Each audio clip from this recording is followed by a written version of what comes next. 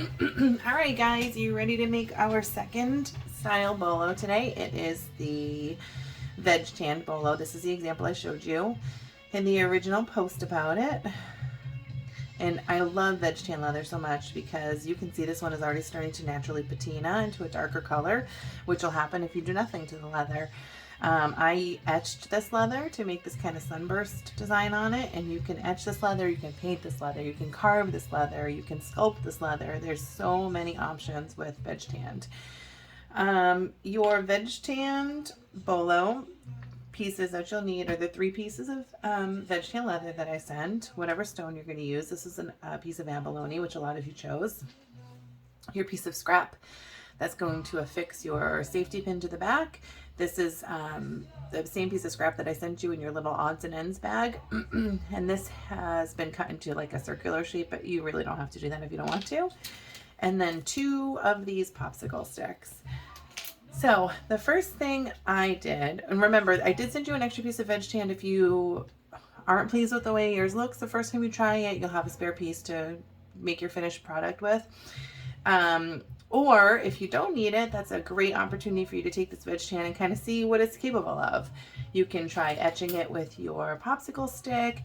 You can use anything sharp, really. Like if you have like a little awl like this, you can score right into the leather. If you have paint pens or acrylic paint, you could try painting on it and see how it looks. So this is going to be a 2-part video, which I've already done the prep work for, so I can just go right through it, but you're going to have to pause and wait, because the first thing you have to do is, here's an example I already started to make. For this one, I'm using this Dalmatian jasper.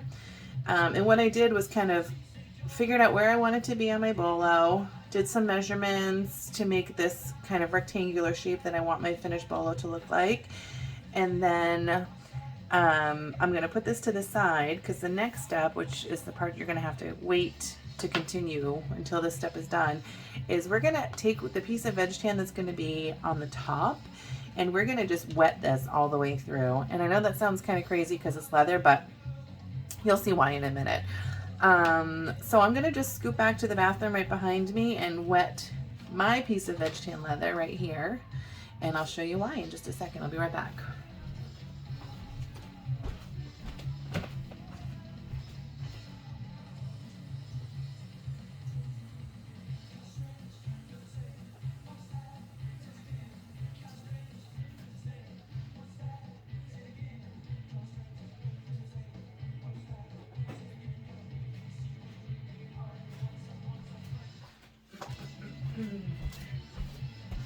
All right, I'm back. I just gently ran water over both sides. You can see the difference in color, and you can see when it dries, it's going to be lighter than this wet piece, but darker than the original piece you started with.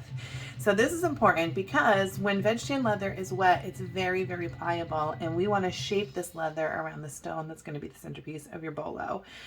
So I have a scoring tool. You don't have those, that's fine. That's what I use, but that's no problem. We're going to use a popsicle stick because that's what you have. If you're not pleased with how the popsicle stick is working, you can use the edge of a piece of silverware, or really anything that you find at home that has a nice edge on it that's not going to cut into the leather, but it's just going to, well, you'll see in a second. I don't know how to explain it really. So I'm just going to kind of center my stone here and start pressing this wet leather around it, and you can see already it's kind of forming to the shape of the stone that I've chosen for my bolo. And that's what we want to do. We want to form this leather around the stone that's going to be used. So I'm going to try with this popsicle stick first, and I'm just going to go and use this to kind of push the leather against the side and outline it.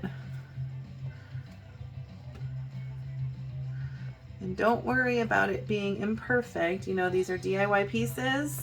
And like I said, I'm no expert on bolos myself, but I thought, heck, I want some, and I'm gonna learn to make them. And then I thought, well, maybe I can teach you guys how to make your own too, because they're super cool. They look great. They add so much to a bag, and they can be kind of hard to get your hands on. Okay, so can you see that? It's already starting to take shape around the stone that I've chosen. That was with the popsicle stick. I'm going to try the edge of the spoon now, which I haven't tried before, so let's see how that works. I'm just going to circle this around. Weird, that's working pretty good.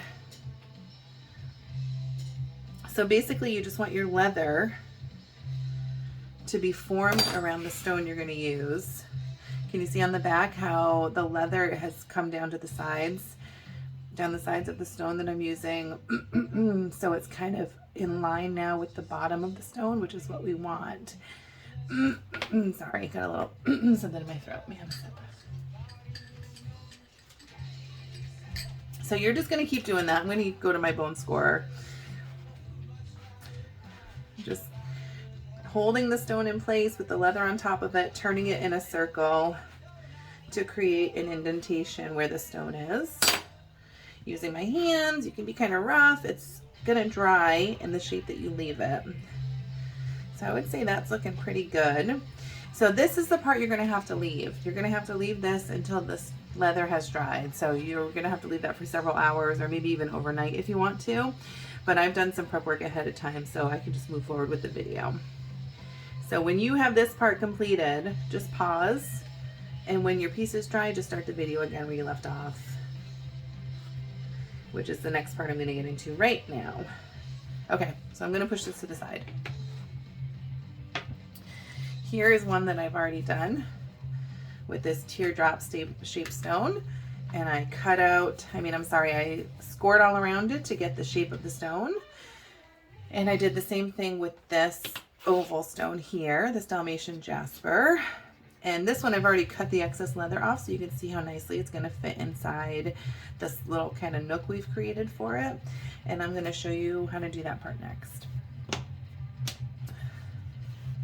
So while your stone piece is drying, it's a great opportunity for you to kind of think about, what do you want the shape of your bolo to be? Like this one I kind of cut into a teardrop shape. This one I'm making into like a soft rectangular shape.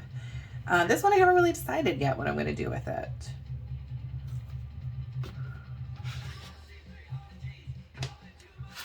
Okay, so in order to cut out the space that you need for your stone to show through, I used a utility knife for that. If you don't have access to a utility knife, you can use a sharp knife, you can use some scissors, you can use an X-Acto knife, just kind of common around the house stuff that we should all probably have in our junk drawers. Are junk drawers a thing everywhere, or is it just a northeastern thing? I'm not so sure. If you want to, you can kind of score this where you want to cut it off. I'm just going to kind of rest my utility knife on the edge of my piece of leather here and use that as a guide.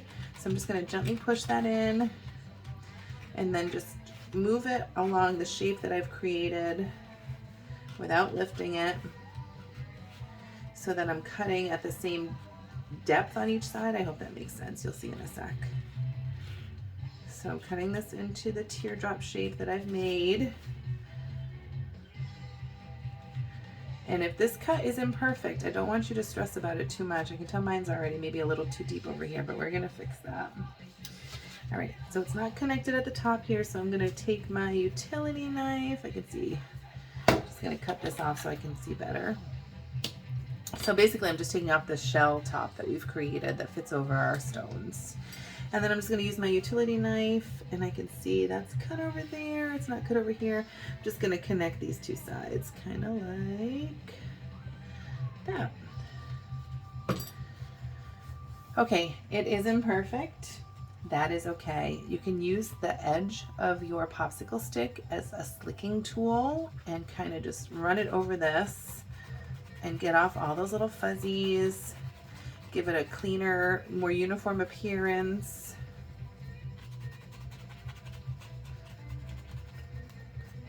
So let's see how that did.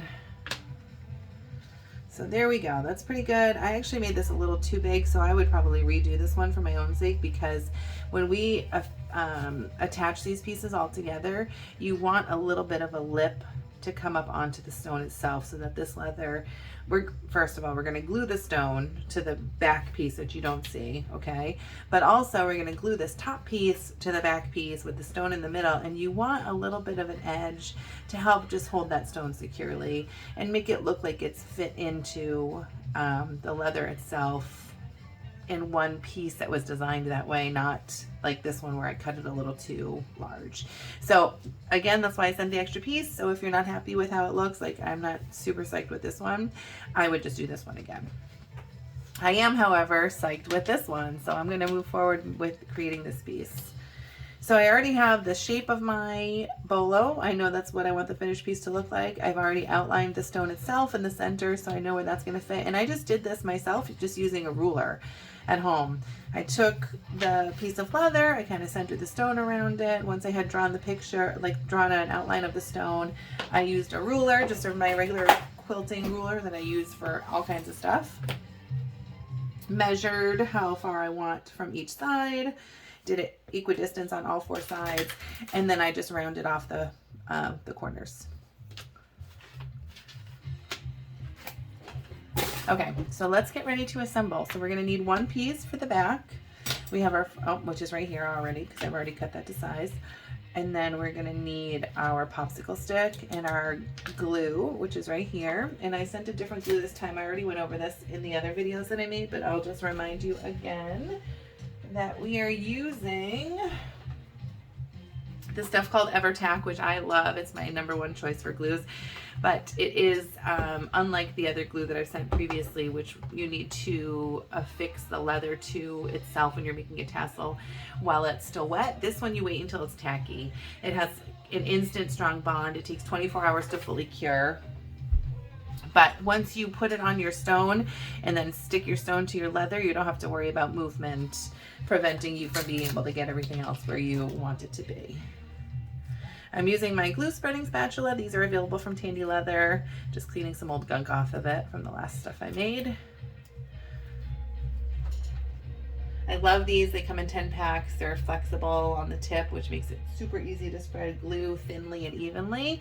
And I'm going to apply this glue directly to the back of my stone, the same glue you guys have right here.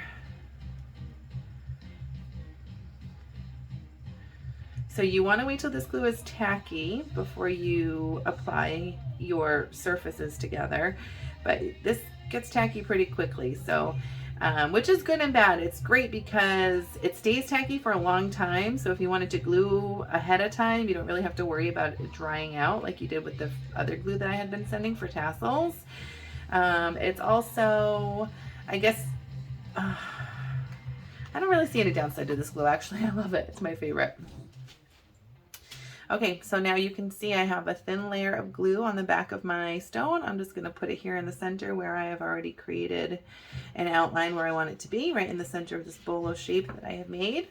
Perfect. And then here's my top that I made already. I wet this, I shaped it around the stone that I was going to use, and then I let it dry. And then once it was dry, I cut the top off. I think I already threw that away or else I'd show you, but I did it the same way. I just used my utility knife and cut that out. So next up, I am going to glue this piece of leather to the back where the stone is already attached.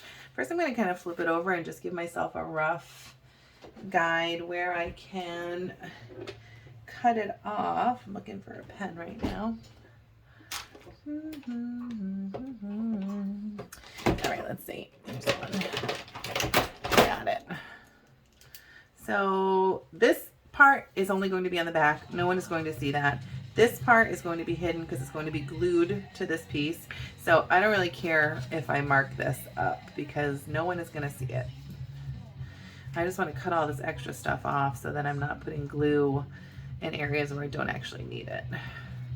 So I'm just doing a rough outline of this shape that I've created. I'm going to cut these extra bits off.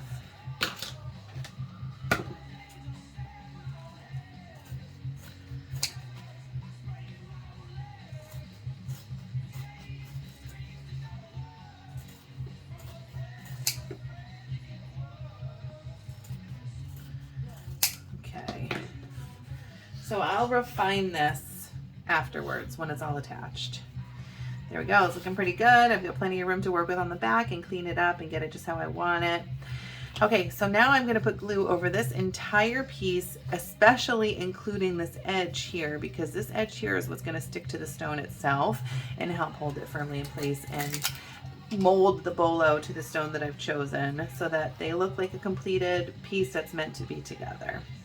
So I'm going to use my spatula again and just spread a thin layer of my leather glue, which again is called EverTack. I get it from Springfield Leather. And it's kind of expensive, but a little bit does go a long way. So keep your glue pot and you'll be able to use that glue for quite a few other projects.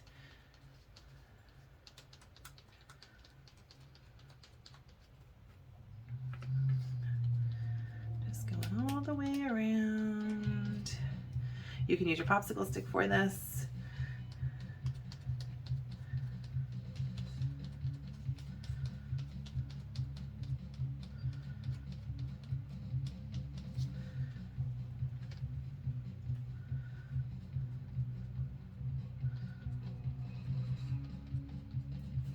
If you have leather stamps at home, you can use leather stamps on your veg stand as well. If you know for certain that you want to etch a design or stamp a design into your leather, you will get the best results if you do it while your leather is still wet. So for example, at this part of the process here where we're just getting the shape of the stone that we're going to use, if you knew what shape you wanted your whole bolo to be in, you could prepare this at this point and let it dry in that shape and use your popsicle stick like this to etch lines in.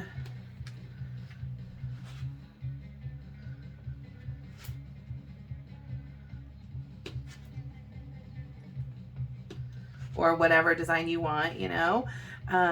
Or if you had a leather stamp, for example, like I use my heart stamp to designate that an item was made by me. And a good time to do your stamping is also while the leather is wet. You don't have to do it while it's wet by any means, but this leather is a little easier to work with while it is wet. Or damp in this case. You don't want it sopping, just damp. Okay, back to gluing. Just want to get this all over the place. You don't need to put a ton on. A little bit really does go a very, very long way. Now I need to get kind of in this edge here. I hope you can see what I'm doing. And listen, you're going to get glue on yourself. There's not a single thing I make that I don't get glue on myself. It's just part of working with leather. You're going to get leather dust on your clothes. You're going to get glue on your hands. It's all just part of the process of working with this fantastic material. I love working with leather. It started as a hobby for me, and I feel so grateful that I have had the opportunity for it to blossom into a full-blown business. Like, just beyond my wildest dreams. And I'm also psyched now to be sharing some of my knowledge with you guys and help you learn to make some things for yourself. You know, bag accessory makers are out there aplenty, but they're not always affordable or attainable. And you know, it's empowering to learn how to do things for yourself. So I hope you're feeling empowered as well. All right, I'm just going to add a little bit extra to the edges here because I want to make sure I get a full contact adhesive. Like every point where these two pieces of leather touch, I want there to be glue between them, holding them together. It's looking pretty good to me. It's very tacky. You can see it kind of keeps sticking to my fingers. And tacky is how we want it. All right. Now I'm just kind of tilting it up to the light to see if I can see a sheen on it everywhere. I don't want to see any matte places because that means I missed a spot. And the sheen means that I've got tacky glue on it. And it looks pretty heckin' good. So the next step for me, my stone is where I want it. You can see it's already firmly affixed. I can flip it upside down. I can shake it all around. It is not going anywhere. If I needed to remove the stone or reposition it, I'd have to bend the leather up. And then can you see like that? It's already stuck on there really well. It's hard to peel off. So I'm just gonna leave it be because that's exactly where I wanted it. Okay, so here we go, our glued top here. I'm just gonna put this over the stone. And don't forget, these pieces of leather on the sides where we put our glue are gonna stick to the stone itself and help create even a stronger bond between these two materials to make sure that the stone doesn't ever get lost. And I'm just using my scoring tool. You can use your popsicle stick for this. You can use, I don't know, or if you have like an orange cuticle stick, you could use that. You could use the edge of a piece of silverware. You could use a skewer. Like there are tons and tons of options, stuff that you have at your very own home that you could use. Okay, so now my stone is where I want it. Just kind of finagling this leather to get it fit just how I want it. You can see there's the excess in the back, which I'm just going to trim to the exact shape that I've already made. This is going to get some gunk on my scissors here, but I can just use, I think, some rubbing alcohol probably will get that off pretty easily for me. And so you can see now too, this is another important thing to note, that when it dried, it was looking a little, I don't know, textured or not so flat, but now that it's glued together and it's got the support of the perfectly flat back piece that I cut to shape, this front piece here is now smoothed out again as well. So don't worry about it if your wet piece dries a little bit wrinkled, because once you attach them to each other, you won't have that problem anymore. Okay, so now I'm just gonna cut this front piece to match up to the shape that I've created for my bolo. I'm sticking a little bit, but that's okay. Going around the corner here. I'm not going to paint these because I love veg tan leather. I love the natural patina that this will get with time. But if you wanted to paint it, you certainly can. You don't need any special paints. You can just use acrylic paint. I mean, if you wanted to buy leather paints and stuff, you don't have to do that. But if you wanted to, there are tons available. But I'm a big fan of DIYing, using what you have available, you know? Okay, so there, I've cut that now to the shape that I had already created for it. I'm gonna take throw this piece away because it's sticky. I'm gonna take my popsicle stick and kind of just slick the edges a little bit, so there are no rough parts. Just give it a cleaner, more polished, finished look, which has always been my aesthetic. I know everyone's like really into gems and feathers and stuff, but I just love a clean looking accessory. Just slicking the edges here. Okay, I haven't decided if I'm gonna do any etching on this or not. So I'm gonna just leave it like that for now while I think about it, because this is for one of my own bags. So the next step is we are going to put our safety pin on the back of it. So you gotta determine first of all which side is up and which side is down. I think I'm gonna do, this is up for me, so I'm gonna just flip it in that orientation. You can see the back is just plain veg tan leather. I'm going to put glue on my piece of leather that I'm going to use to hold my safety pin back in place. Just like this.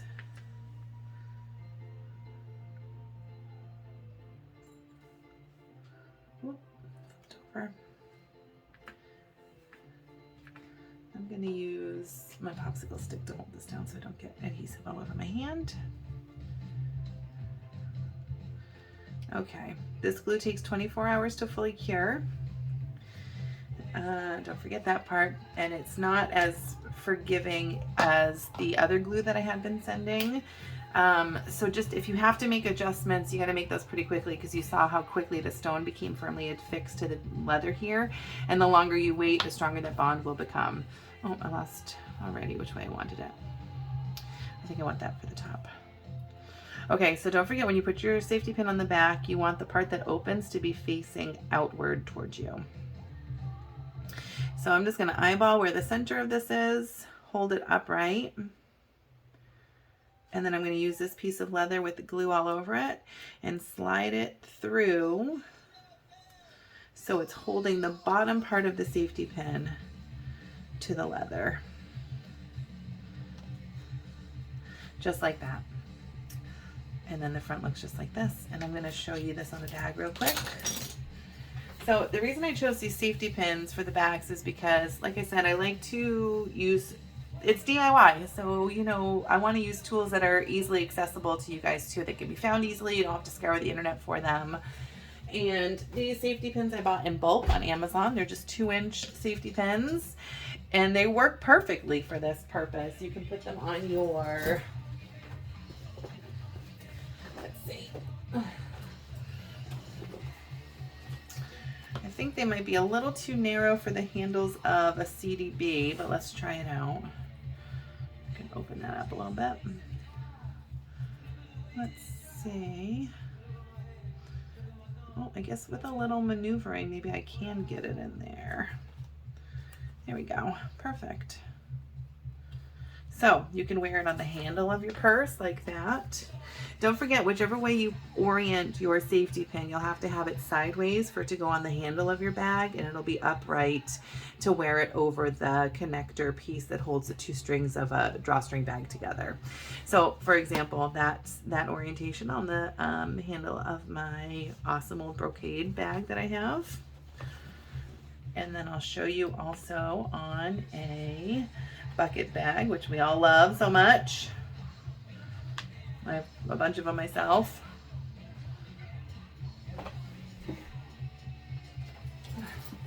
This one is an HLV. And for me, I like to thread this between the 2 strings over this connection piece so that I'm sure this is not going anywhere or sliding around. It's going to stay exactly where I want it. So I just slide it between and then close it up. And then here it is on my bucket bag. I'll probably go back and add some embellishments to this, but I gotta figure out what's gonna look best on my own bag. Well, that is how you make your veg tanned bolo. I hope you guys learned something. I hope you had fun. My dogs are barking like crazy. I don't know what's going on out there, but I'm going to make the 3rd video next, which is the whip stitch, and then all 3 videos will be posted. And I really hope you share what you made. I'm having so much fun teaching you, and I can't wait to see what you make. All right, I'll be back in a minute with the next video.